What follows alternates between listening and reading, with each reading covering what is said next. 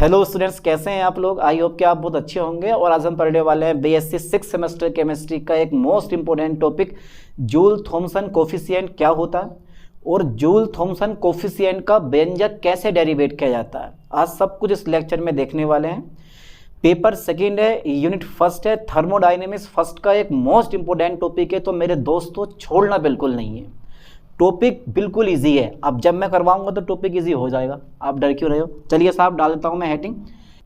Joule, कितना शानदार नाम है, देखो बेटे जूल, ठीक है, Joule Thomson, okay sir, Joule Thomson, ठीक है, कोफिशिएंट, कोफिशिएंट, कोफिशिएंट। अच्छा बेटे ज़रा मुझे ये बताओ, इसको हम हिंदी में क्या कहते हैं। जूल थॉमसन गुणांक, ठीक है सर, हिंदी में इसको जूल थॉमसन गुणांक कहते हैं। मज़ा तब आएगा जब फॉर्मूला मैं लिख पाऊँ और डेफिनेशन आप लिखो। तैयार हो? बिल्कुल। चलिए साहब, इसको शो करते हैं हम म्यू से, याद कर लेना ठीक से, कैसे शो करते हैं, म्यू से। और म्यू इक्वल टू होता है del T upon del P 8 constant enthalpy H, ठीक है, 8 constant enthalpy H for enthalpy होता है। अच्छा बेटा, अब इसकी आप डेफिनेशन खुद से बना कर देखो, क्योंकि आप बीएससी थर्ड ईयर में हैं, यानी कि बहुत बड़ी क्लास में है, नहीं है, बीएससी की सबसे बड़ी क्लास में है और वो भी लास्ट ईयर में। बताओ जरा बेटे, mu equal to del T upon del P 8 constant enthalpy H. इसका मतलब ये हुआ कि स्थिर एंथैल्पी पर दाब के सापेक्ष ताप में होने वाले परिवर्तन को हम क्या बोलते हैं, जूल थॉमसन कोफिशिएंट कहते हैं। इससे पहले ना जूल थॉमसन इफेक्ट आता है, किस किस को जूल थॉमसन इफेक्ट याद है, जरा मुझे बताओ। और क्या होता है जूल थॉमसन इफेक्ट, देखो लिख लो, आप नोटबुक साथ लेके बैठना, ठीक है, मैं जो बोल रहा हूँ वो लिख लेना समझ के कि जूल थॉमसन इफेक्ट क्या होता है, कभी पता कर ले पेपर में और फिर मुझसे कहो कि सर आपने ये टॉपिक नहीं पढ़ाया था। तो जूल थॉमसन इफेक्ट का मतलब होता है जब किसी गैस का प्रसार उच्च दाब वाले क्षेत्र से निम्न दाब वाले क्षेत्र की ओर होता है तो गैस का ताप गिर जाता है। इस घटना को जूल थॉमसन इफेक्ट कहते हैं। अब ऐसा क्यों होता है, ऐसा इसलिए होता है कि अब रीजन लिखना डालना हेडिंग कारण। अब कारण बता रहा हूं, कारण क्यों क्या होता है इसका, क्योंकि उच्च दाब पर गैस के अणुओं के बीच आकर्षण बल अधिक होता है। जब गैस का प्रसार होता है तो गैस के अणु एक दूसरे से दूर दूर हटने की कोशिश करते हैं, परंतु ये आकर्षण बल उनको हटने नहीं देता है, ठीक है। इस आकर्षण बल के विरुद्ध गैस की थोड़ी एनर्जी, यानी कि इस आकर्षण बल के विरुद्ध अणुओं की कुछ ऊर्जा लॉस हो जाती है, अर्थात गैस की इंटरनल एनर्जी कम हो जाती है, गैस का ताप गिर जाता है और गैस ठंडी हो जाती है। और ये होता है हमारा जूल थॉमसन इफेक्ट। प्रत्येक गैस जूल थॉमसन इफेक्ट का पालन करती है, परंतु हाइड्रोजन और हीलियम दो ऐसी गैसें हैं जो जूल थॉमसन इफेक्ट का पालन नहीं करती हैं, बल्कि जूल थॉमसन इफेक्ट के अनुसार हाइड्रोजन और हीलियम गैस का ताप बढ़ जाता है, ठीक है। तब जाके एक फॉर्मूला ड्राइव होता है, mu equal to del T upon del P 8 constant enthalpy H, ठीक है। चलिए साहब, ये जितना मैंने बोला है जूल थॉमसन इफेक्ट के बारे में आप लिख लेना, ठीक है। तो इसकी डेफिनेशन मैं लिख रहा हूँ, थोड़ा ज़रा लाइन पे ध्यान देना बेटा, कि स्थिर एंथैल्पी पर, ओके सर, स्थिर एंथैल्पी पर, ओके, स्थिर एंथैल्पी पर, ठीक है, स्थिर एंथैल्पी पर, ठीक है, स्थिर एंथैल्पी पर दाब के सापेक्ष, ओके सर, दाब के सापेक्ष ताप में होने वाले, ठीक है, ताप में होने वाले परिवर्तन को हम क्या बोलते हैं भाई, ताप में होने वाले परिवर्तन को जूल थॉमसन कोफिशिएंट कहते हैं, ठीक है। जूल थॉमसन, कितना बड़ा नाम है यार, जूल थॉमसन कोफिशिएंट कहते हैं, ठीक है बेटे, कोफिशिएंट कहते हैं, okay sir, Joule Thomson coefficient कहते हैं, ठीक है मेरे लाल। स्थिर एंथैल्पी पर दाब के सापेक्ष ताप में होने वाले परिवर्तन को जूल थॉमसन कोफिशिएंट कहते हैं। इसे म्यू से दर्शाते हैं, ठीक है, कैसे, इसे म्यू से दर्शाते हैं। अब बताओ, ये याद ना हुआ आपके हैं भाई, ये याद ना हुआ, अरे हो जाएगा यार, डरो मत, घबराओ मत। तो सबसे पहले जूल थॉमसन कोफिशिएंट की आप डेफिनेशन लिखो। अब करते हैं derivation of Joule Thomson coefficient. तो यहाँ तक का जरा स्क्रीनशॉट ले लो, क्योंकि बड़ा होने वाला टॉपिक, जरूरत पड़ेगी इरेज करने में, मतलब बहुत बड़ा टॉपिक है यार, बोर्ड पे नहीं आ पाएगा, इसलिए मैं इसको इरेज कर रहा हूँ। चलिए साहब हटा दे रहे हैं इसको, क्योंकि इसका हमारे पास अब कोई काम नहीं होने वाला, ठीक है सर। चलिए सर, आपने हटा दिया और हमने भी लिख दिया। अब मेरे पास क्या लिखना है मेरे को, अब मेरे को डालना है हेडिंग डेरिवेशन ऑफ, बेटा बहुत ज़रूरी है ये, डेरिवेशन ऑफ, ठीक है, डेरिवेशन ऑफ जूल, ठीक है, जूल थॉमसन कोफिशिएंट, जो अपना मेन पॉइंट है, जूल थॉमसन कोफिशिएंट, कोफिशिएंट। देखो बेटा ये मैं इंपॉर्टेंट है इसलिए करवा रहा हूँ, COEFFICIENT, ठीक है, Joule Thomson coefficient. Okay okay sir. अब बेटा जो ये जूल थॉमसन कोफिशिएंट है ना, ये जो जूल थॉमसन मैंने कोफिशिएंट लिया, इसको करना है ड्राइव हमें, ठीक है। चलिए साहब आप कैसे करोगे वो देखते हैं। आपको पता होना चाहिए जो एंथैल्पी होती है वो एंथैल्पी जो होती है टेम्परेचर एंड प्रेशर की स्टेट फंक्शन होती है। मैं लिख दे रहा हूँ यहाँ पे कि जो हमारे पास एंथैल्पी होती है बेटे, एंथैल्पी जो होती है हमारे पास वो एंथैल्पी, ठीक है, ताप तथा दाब की, ताप तथा दाब की क्या होती है बेटे, दाब की स्टेट फंक्शन होती है। Okay sir, okay, state function होती है, FUNCTION, स्टेट फंक्शन होती है। ओके सर, ओके, मान गए सर आपको भी, स्टेट फंक्शन होती है। और यहीं से ये डेरिवेशन स्टार्ट हो जाता है। एंथैल्पी का मतलब DH equal to state function होती है, स्टेट फंक्शन होती है ताप और दाब की, ठीक है, लाइन पे ध्यान देना। एंथैल्पी ताप और दाब की स्टेट फंक्शन होती है, याद कर लो ठीक से। जैसे कि पिछले लेक्चर में मैंने बताया था इंटरनल एनर्जी के बारे में, ठीक है। अब ऐसी तुम्हारे पास सेम टू सेम ये भी वही कहानी है। चलिए साहब आगे बढ़ाते हैं कहानी। ओके, है सिंपल सा टॉपिक, बिल्कुल बिल्कुल सिंपल सा। देखो आगे बढ़ाता हूँ मैं।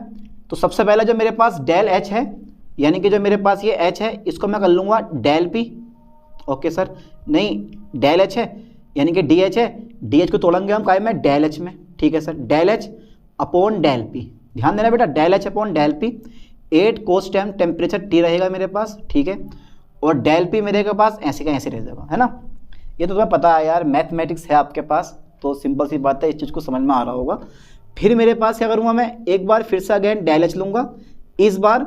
इस बार मैं प्रेशर को कांस्टेंट रखूँगा और टेम्परेचर के सापेक्ष करूँगा, ये डेल T और प्रेशर कांस्टेंट रहेगा, और मेरे पास इधर क्या जाएगा बेटा, डेल T, डेल P से डेल P, डेल T से डेल T। इस तरह से आप लिख सकते हो उसको। डर तो नहीं लग रहा ना, नहीं लग रहा डर, कोई दिक्कत नहीं है, इजी है। अब पता होना चाहिए कि जूल थॉमसन इफेक्ट में एक किसकी वैल्यू आई मेरे पास, DH की, ठीक है। जूल थॉमसन इफेक्ट में, ठीक है, एंथैल्पी में जो परिवर्तन होता है वो बेटे कितना होता है, 0 होता है, यानी कि एंथैल्पी नियत रहती है, उसमें कोई चेंज नहीं होता, ठीक है। यानी कि मैं लिख दे रहा हूँ कि जूल थॉमसन इफेक्ट में, जूल थॉमसन इफेक्ट में जो मैंने बताया था थोड़ी देर पहले आपको, जूल थॉमसन इफेक्ट में, ठीक है, जो मेरे पास ये एंथैल्पी होती है, एंथैल्पी होती है बेटे, जो मेरे पास एंथैल्पी होती है, यानी कि जूल थॉमसन इफेक्ट में एंथैल्पी कैसी होती है बेटे, नियत रहती है। नियत रहने का मतलब समझते हो ना आप, नियत रहती है तो मतलब जो मेरे पास DH होगा वो कितना होगा बेटे, 0 हो जाएगा। इसका मतलब ये हुआ कि जो मेरे पास डेल H होगा, जो मेरे पास डेल H होगा और जो मेरे पास डेल P होगा, ठीक है, 8 कांस्टेंट टेम्परेचर T और del P plus del H, ठीक है, 8 कांस्टेंट टेम्परेचर P, यानी कि डेल H जो होगा मेरे पास, del H upon del T, ठीक है, 8 कांस्टेंट प्रेशर P और डेल T इक्वल टू मेरे पास कितना हो जाएगा बेटे, 0 हो जाएगा ये हमारा, ठीक है। यानी कि del H upon del P 8 cos temperature T हो गया इंटू डेल P, ठीक है, हो गया था ना। अब इस जो मेरे पास ये जो मेरे पास प्लस का साइन है, इसको मैं बराबर के इधर ले जा रहा हूँ, है ना। जब मैं इधर लेके जाऊँगा तो मेरे पास कुछ देखने मिलेगा मुझे इस टाइप से, del H upon del P 8 cos temperature T del P equal to दोस्त मेरे पास पहुँच जाएगा इधर माइनस के डेल H, ठीक है sir, upon del T 8 constant pressure P into मेरे पास कितना हो जाएगा बेटे, डेल T हो जाएगा, ठीक है। ये बराबर हो गया, समझ में आ रहा ना थोड़ा थोड़ा। अरे बड़ा इजी टॉपिक है, कुछ नहीं है, सिंपल सा बिल्कुल। अब एक काम करता हूँ मैं, स्थिर एंथैल्पी पर लाइन पे ध्यान देना बेटे, स्थिर एंथैल्पी। ओके सर, स्थिर एंथैल्पी पर दाब के सापेक्ष क्या करने पर, अपकलन करने पर, सापेक्ष अपकलन करने पर। क्या बात है सर, अपकलन करने पर कर दोगे। अरे करने में क्या रखा है, ये नन्हे मुन्ने बच्चों वाला काम मत बताया करो यार, ये छोटे मोटे नन्हे मुन्ने बच्चों वाला काम मत बताइए। अच्छा करके देखो जरा, एक बार खुद से करो जरा, क्या बैठेगा। ऐसे ट्रिक बाय ट्रिक समझते रहो और पूरे का पूरा टॉपिक आप समझ जाओगे पक्का। जल्दी बताओ। तो देखो ये डेल H ऐसे रहेगा मेरे पास, डेल P ऐसे रहेगा मेरे पास, ठीक है बेटा, और डेल यानी कि 8 कांस्टेंट टेम्परेचर T। अब मैंने बोला कि स्थिर एंथैल्पी पर किसके सापेक्ष, दाब के सापेक्ष, तो डेल पी से डेल पी मेरे पास कट जाएगा, बराबर आ जाएगा बेटा इस टाइम। चलो आगे देखते हैं, बराबर मेरे पास माइनस ये रह जाएगा, तो डेल एच हो जाएगा और डेल टी हो जाएगा 8 कांस्टेंट प्रेशर पी हो जाएगा, ठीक है। और यहाँ देखना del T upon del P यानी कि दाब के सापेक्ष और स्थिर एंथैल्पी पर, ठीक है। आ गया था ना। इक्वेशन नंबर में इसको बना लेता हूँ पहली। क्या बात है सर, बड़ी दूर जाके पहली इक्वेशन बनी है, बन तो गई, घबराओ मत, 2 पार्ट्स में हल होगा ये। एक पार्ट्स ये चल रहा है, एक पार्ट्स में और करवाऊंगा, 3 पार्ट्स में जाकर हल होगा। चलिए साहब, आपको पता होना चाहिए कि 8 कांस्टेंट प्रेशर, ठीक है, यानी कि स्थिर आयतन पर हीट कैपेसिटी क्या होती है, del H upon del T 8 constant pressure P. समझ रहे हो ना चीज को। तो ये सीपी की वैल्यू आ गई, याद करो, दिमाग लगाओ कि सीपी इक्वल टू होता है del H upon del T 8 constant pressure P, del H upon del T 8 constant pressure P, है होता नहीं होता। चलिए साहब, ये सीपी की वैल्यू आ गई। तो सीपी बराबर आप जानते हो कि सर सीपी की जो वैल्यू होती है वो होती है del H upon del T 8 constant pressure P, ठीक है सर। और जो म्यू की वैल्यू होती है, जो थोड़ी देर पहले मैंने ऊपर लिखवाई थी, वो होती है बेटे टेम्परेचर में परिवर्तन किसके सापेक्ष, दाब के सापेक्ष 8 कांस्टेंट एंथैल्पी एच हो गया मेरे पास, है ना। अब देखो फ्रॉम इक्वेशन फर्स्ट मेरे पास, मेरे दोस्तों फ्रॉम इक्वेशन फर्स्ट, अरे बड़ा इजी डेरिवेशन होता है ये फ्रॉम इक्वेशन फर्स्ट। चलिए साहब, जब आपने फ्रॉम इक्वेशन फर्स्ट ली है तो जरा यहाँ पे जो del H upon del T 8 constant pressure P है, तो इसकी जगह मैं क्या लगा दूंगा, बताओ जरा बेटे क्या लगा दूंगा। इसकी जगह मेरे पास सीपी आ जाएगा, इसकी जगह मेरे पास म्यू आ जाएगा। बाकी हमारा ये भैया ऐसा का ऐसे चलता रहेगा, बोला हम भी ऐसे कहीं चलते रहेंगे, ठीक है।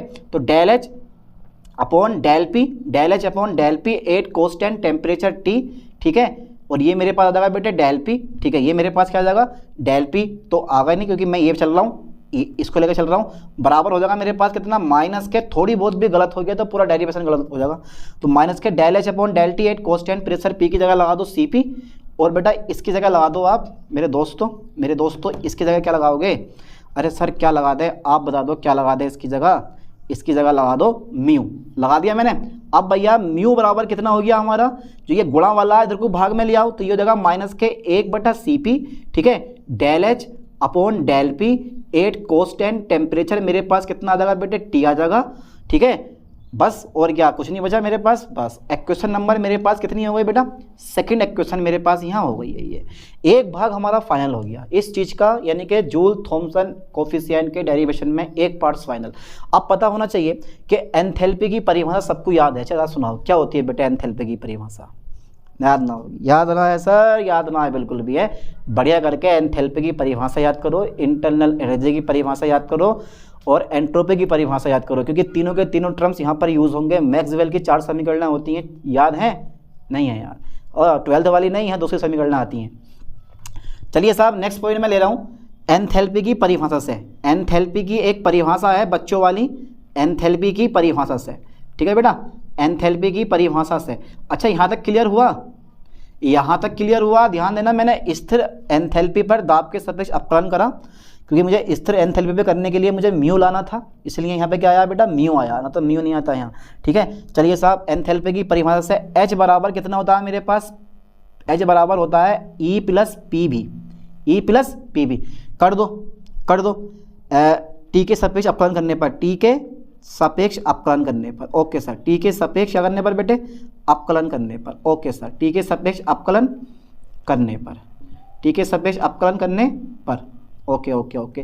टी के सापेक्ष अपकलन कर दो। जब अपकलन करूँगा मैं तो ये मेरे पास D H upon D T हो जाएगा, ठीक है बेटा, D H upon D T हो जाएगा और D E upon D T हो जाएगा, ओके सर, मज़ा आ गया। प्लस पी में बाहर लूँगा, डी भी अपॉन डी टी हो जाएगा, और प्लस मैं भी बाहर लूँगा, D P upon D T हो जाएगा। मैंने क्या करा, ये आग लगा दी है, मैंने करा बेटे फर्स्ट और सेकंड लिया, मैंने यहाँ पे इसको फर्स्ट माना, इसको सेकंड, तो फर्स्ट का फर्स्ट लिख लो, सेकंड का कर दो, फिर सेकंड लिख लो, फर्स्ट का कर दो। ये तो समझ में आ ही रहा होगा, तो ठीक है। अगर आप बायोलॉजी वाले हो ना, जिनके पास जूलॉजी या बॉटनी है केमिस्ट्री के साथ में, तो पॉइंट थोड़ा सा डिफिकल्ट होने वाला है, वरना पॉइंट बिल्कुल ईजी है, ठीक है। देखो जरा आगे, अब यहाँ देखो ये भी dt है, इधर भी dt मेरे पास के साथ सेम दिखाई दे रहा है मुझे, तो भैया dt से dt क्या कर देंगे, कैंसिल कर देंगे, तो मेरे पास डायरेक्टली आ जाएगा dh बराबर डी प्लस के पी डी भी प्लस के भी डी पी, ठीक है। अब सोच रहे होगे dt कहाँ गया, सबका एलसीएम सेम है तो सबका एलसीएम नीचे dt लिखो, dt से dt क्या कर दोगे बेटे, काट दोगे। तो इस स्टेप को मैं लिखने रहा हूँ, तो जल्दी फटाफट से यहाँ तक का स्क्रीनशॉट ले लो, वरना अपनी नोटबुक में नोट कर लो। इसको कर लिया होगा आप लोगों ने, अरे बतेरे इंटेलिजेंट हो, समझदार हो तो आप। चलिए साहब, अब जो है मैं इसको इरेज कर दूँ थोड़ा सा मैं यहाँ से ये, चलो साहब इसको मैंने इरेज कर दिया है ये, चलो साहब हो गया यहाँ तक। अब देखो जरा, अब मैं क्या करने वाला हूँ, अब आपको पता होना चाहिए थर्मोडायनेमिक्स यानी कि फर्स्ट लॉ ऑफ थर्मोडायनेमिक्स सबको याद है ना कि Q equal to D plus P into D B. तो यहाँ देखो D plus P into D B ये फर्स्ट लॉ है, यहाँ से यहाँ तक मेरे पास कौन सा फर्स्ट लॉ है, यानी कि इसकी जगह मेरे पास आ जाएगा डी एच इक्वल टू बेटे मेरे पास आ जाएगा खाली Q, ठीक है, मैंने Q ले लिया यहाँ, और P यानी कि V इंटू डी पी मेरे पास ऐसे रहेगा। लाइन पे फोर्स करें, क्योंकि आप जानते हो कि जो Q होगा वो भैया आंतरिक ऊर्जा में परिवर्तन और प्लस कार्य के बराबर होता है, फर्स्ट लॉ ऑफ थर्मोडायनेमिक्स, ठीक है। तो यहाँ मैंने प्रथम रूल लगा दिया, अब लिखने की जरूरत नहीं है, समझ गए होगे आप लोग। अच्छा बेटा, एक फॉर्मूला और आता है एंट्रोपी में, Q की जगह T इंटू डी एस रख दूंगा मैं, Q की जगह क्या रख दूंगा मैं, T into D S plus V into D P. अब आप सोच रहे होगे सर ये कौन सा फॉर्मूला, पता होना चाहिए कि जो मेरे पास जितनी भी आप हीट देते हो ना, जितनी भी आप हीट देते हो वो मेरे पास काय में चेंज हो जाती है, वो मेरे पास चेंज होती है, यानी कि जो एंट्रोपी में परिवर्तन होता है, एंट्रोपी में परिवर्तन होता है वो Q अपॉन T के बराबर होता है। लाइन पे ध्यान देना बेटा, ये जो S है वो एंट्रोपी में चेंज है, तो Q की जगह ds, ये भाग वाला गुणा में T इंटू डी एस हो जाएगा, तो ds बराबर होता है Q into Q upon T, तो Q बराबर हो जाएगा T into D S. Next thermodynamics second में एंट्रोपी के बारे में बहुत कुछ दे रखा है, वहां जाके इस फॉर्मूले को ड्राइव कर लेंगे हम, समझ लेंगे फॉर्मूला है क्या चीज। फिलहाल तो ये एंट्रोपी की परिभाषा होती है, ठीक है। तो ds बराबर Q अपॉन कितना है मेरे पास T, तो Q बराबर हो जाएगा T इंटू डी एस। चलिए साहब आगे देखते हैं, ठीक है, लाइन पे ध्यान देना, ठीक है ठीक है ठीक है, इतना हो गया हमारे पास। अब क्या करना है मुझे, अब क्या करना है मुझे, देखो ध्यान देना बेटा, इस चीज पे ध्यान देना जरा, मैं ये चीज लाने की सोच रहा हूं। तो स्थिर ताप पर दाब के सापेक्ष अपकलन करने पर ध्यान देना, स्थिर ताप पर, ठीक है, स्थिर ताप पर दाब के सापेक्ष, क्या करने पर, दाब के सापेक्ष अपकलन करने पर, ठीक है, अपकलन करने पर। देखो हर एक स्टेप बाय स्टेप समझ जाओगे। तो मुझे ये लाना था, पहले मैंने एक भाग हल कर लिया, यहाँ तक मेरे पास पहला भाग था, अब ये सेकंड भाग चलने के बाद यहाँ तक पहुँच चुका स्थिर ताप पर दाब के सापेक्ष अपकलन करने पर। देखो स्थिर ताप पर दाब के सापेक्ष अपकलन करने पर, तो del H upon del P at constant temperature T equal to, क्योंकि ताप कांस्टेंट है तो T बाहर आ जाएगा मेरे पास, what del S upon del T मेरे पास ये ऐसे रहेगा, क्योंकि डेल P रहेगा यहाँ, del P at constant temperature T plus मेरे पास कितना हो जाएगा, प्लस मेरे पास मैंने क्या करा, दाब के सापेक्ष करा बेटे, दाब के सापेक्ष करा, दाब के सापेक्ष अपकलन करने पर, दाब के सापेक्ष अपकलन करने पर, तो मेरे पास जब अपकलन करोगे तो बन का मेरे पास कितना होता है बेटे, भी का भी हो जाएगा मेरे पास, भी मैं कांस्टेंट ले लूंगा, डीपी का जो अपकलन होगा मेरे पास 1 हो जाएगा, तो ये आ जाएगा मेरे पास कितना, भी। समझ में आया ये, तो भी मैंने बाहर ले लिया, आयतन मैंने बाहर लिया, डीपी अपॉन डीपी से कट के मेरे पास 1 हो जाएगा, तो मेरे पास कितना आ गया, भी आ गया। चलिए साहब मजा आ गया, बहुत छोटी चीज। इक्वेशन नंबर मेरे पास कौन सी हो गई, थर्ड हो गई। चलिए साहब इक्वेशन थर्ड हो गई। अरे ये अपकलन समझ में आया, मैंने क्या करा, ताप के सापेक्ष, वो ताप स्थिर ताप पर दाब के सापेक्ष मैंने अपकलन कर दिया है, ठीक है, यहाँ भी यही करा प्रोसेस, यहाँ भी प्रोसेस यही करी है, और भी मैंने बाहर लेके डीपी अपॉन डीपी करके मैंने कितना कर दिया, 1 कर दिया। ओके हो गया।